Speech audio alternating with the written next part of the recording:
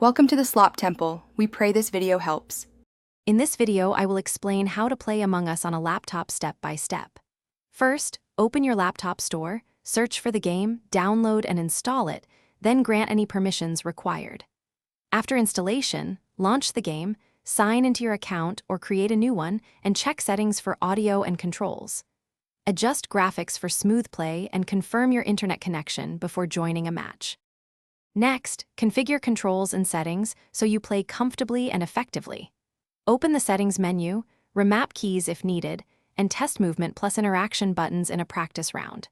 Tweak audio so you clearly hear footsteps, alarms, and voice chat while keeping background sound low.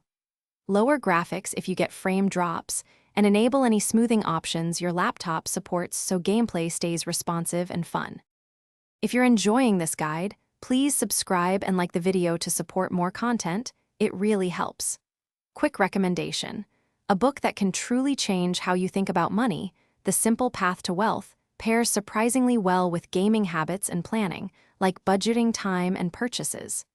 Check the description for the link and other deals I mentioned, and now let's get back to the video. Now we jump into playing and learning core roles that shape each round.